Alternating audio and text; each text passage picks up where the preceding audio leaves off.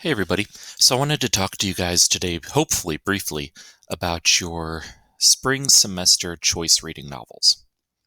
So, this semester, I've given you three choices. You can either read 1984, Life of Pi, or Unbroken.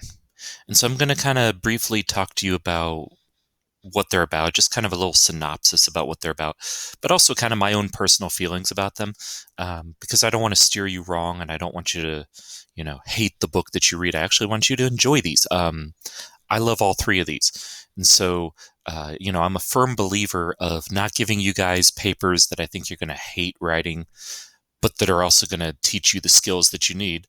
But I'm also a firm believer in not making you read books that I know you're going to hate just because they teach a certain skill. I try to pick books that I too love because, my philosophy is if you're bored reading or writing it, then I'm going to be bored reading what you've written about it. So, anyway, here we go.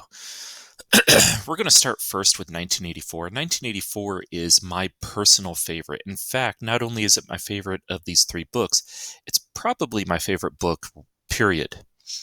Um, why do I love 1984 so much? Well, it's it's a dystopian novel, which I gravitate towards. I'm kind of pessimistic in my reading selections. I like things that are a little bit darker, a little bit more dreary. I'm not like a happily ever after kind of guy. Not that I don't want that for everyone, but I like reading books that are different than the norm. It's boring to me to read a book that everything works out in the end and there's no consequences and everything's perfect by the end. And same thing with movies. The hero always wins, the bad guy always loses. That's boring to me. So I really gravitate towards stuff like this. So what is 1984? 1984 is a book by George Orwell, who also wrote Animal Farm. So I know that some of you may have read Animal Farm, I believe, sophomore year. So if you liked Animal Farm, you'll probably love 1984. It's about a young man named Winston who is living in this future where basically it's a totalitarian regime, meaning that the government has complete and utter control of every aspect of your life, right down to what you think and what you feel. Okay. And everything that you do is completely controlled. If you've ever heard the expression Big Brother or Big Brother is watching you, there's a TV show, there's a reality show called Big Brother. It was influenced by this book. This book was written shortly after World War II. And George Orwell, who's British, had some very strong feelings about totalitarian regimes after having lived through Nazi Germany's attempt at world power. And so he theorized that this could rear its ugly head again if left unchecked. And by 1984, at least back in the 40s when he predicted this, he figured by 1984 we would be living in this kind of world where government can spy on you through your electronic devices, or they can censor what you say, or things like that. Certainly nothing that happens today, right? There's definitely no government spying on your cell phone, and there's definitely no government oversight on what you post on social media or anything like that, right? So uh, he was a few decades off, but the point remains is it's fascinating that a lot of the things that he predicted, while he took them to extreme levels in this book, there's a lot of stuff, there's a lot of parallels with what's going on today that you can find in this book. And I'm not trying to be a conspiracy theorist or anything, but if you read it, you'll see exactly what I'm talking about. It's really fascinating. Of the three books, I will say that this might be the more challenging read. I don't think any of these three books are really all that challenging to read, but this one might be the most challenging. It definitely has the most advanced vocabulary, but I don't want you to be turned off by that, uh, because even though it may have the most challenging vocabulary of these three, it's really not that hard to read. And in fact, I think if you have a keen mind for what's going on today, if you're fascinated by politics, if social issues matter to you, you're going to love 1984 because it's going to really speak to you. So that's your first option. And again, definitely the most dark and depressing of the three books.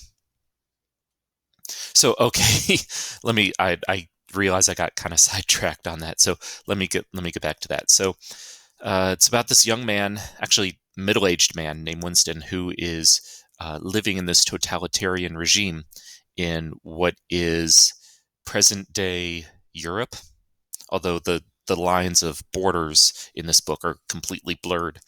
Um, and so he's controlled by the government, and he works for the government, as does everybody pretty much.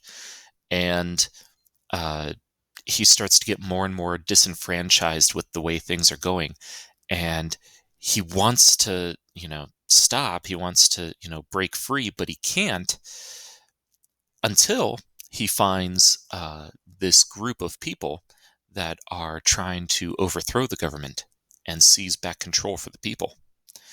And so he joins this group and attempts to overthrow the government in a coup. So anyway, there's your plot. The next one I want to talk to you guys about is Life of Pi. Now, Life of Pi is this book, again, fiction, just like the last book. And I should say from 1984, let me just go back and say this real quick on 1984. The cover that I showed you is not necessarily the cover that you need to get if you're going to get your own book or if you're going to purchase your own copy. There's a ton of different covers of 1984. Just pick one, doesn't matter. Anyway, back to Life of Pi. So, and again, cover doesn't matter, but this is the most common cover you'll see. Life of Pi is, again, a fictional book, but this one's much more inspiring. This one's about a young boy about your age, about 16 years old, whose family owns a zoo. And they live in India. They own a zoo. And through some economic issues that are going on in India, they're forced to sell the zoo and move to Canada. So they take the rest of their belongings and the few animals that they have left to sell, and they board this giant ship, this basically cargo ship, and head to Canada. So they're traveling across the Pacific. Well, the ship sinks, and this young boy manages to get aboard a lifeboat, and he's adrift at sea. And he soon realizes that in this lifeboat, hidden under the tarp, were several animals. A hyena, an orangutan, a zebra, and a full-grown male tiger. And so the question then becomes, how does a young boy, 16 years old, survive on a lifeboat with several animals, to include a tiger and a hyena? So, again, fictional book, but highly interesting. I will tell you, I will warn you on this one. This book is more for those of you that are fascinated by religion. If you're fascinated by philosophy and religion, you're going to love Life of Pi. All of these books are around the same length, but this book in particular, the first, I'd say, 70, 80 pages of it are really heavy into philosophy and delving into why we are the way that we are as a species. And it can get a little heavy mentally for some readers. And some readers who are more plot-driven or who enjoy stories with more plot may be turned off by the first 80 or so pages. But once you get past that, once you get to the part of the book where the boat sinks and he gets onto the lifeboat, it really becomes a page turner. And every student I've had that's read this has said that they loved it from that point forward. It has been a mixed bag for the first 80 pages, but as far as after that, once he's on the boat, everybody loves this book. So, anyway, there's book number 2. Book number 3 is Unbroken. Now, before I forget, Unbroken does have a young adult novel version. Don't get that. If you're going to purchase your own, make sure that you get the actual story and not the one that says young adult on it. Okay. That's going to cut out a lot of important information. So make sure you don't do that. But this is the only one of the three stories that is actually a true story.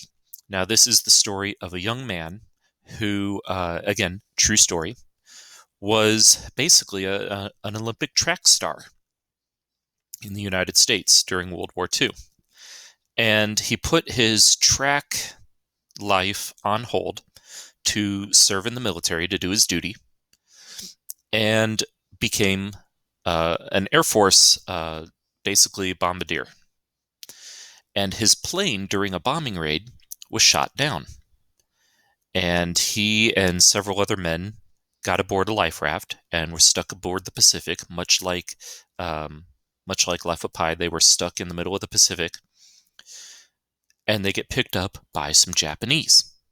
And because they're Americans and they were at war with the Japanese at the time, the Japanese stuck them into a POW camp, prisoner of war camp.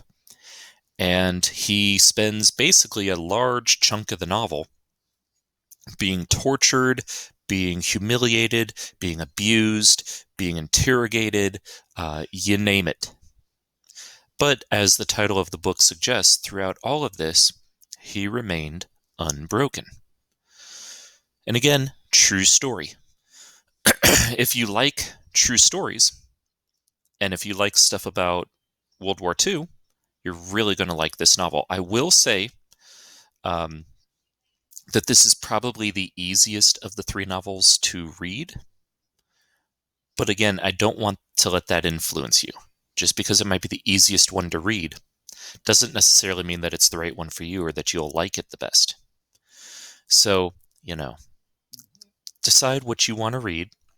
And this week, I'm going to distribute the books. If you are face-to-face sitting in my classroom, I will hand you the books because I have a bunch of copies. If you are, and you'll sign off for them so that I make sure I get them back. If you are at home, I will be outside after school in the front of the building, sitting in my chair with my cart of books, waiting for you to come by and pick yours up. Okay, and then basically I'll drop your book off in your car. Basically, I'll hand you your book. You'll sign off for it, and then that's it. If you would prefer to avoid that hassle and you just want to go ahead and get your own copy of the book, that's fine too. Okay, those of you that are at home, make sure that you fill out the Google form that I have set up and put in Schoology. Those of you that are face-to-face, you're going to basically fill out that form, pen and paper. I'll hand it around the classroom. So anyway, there you go.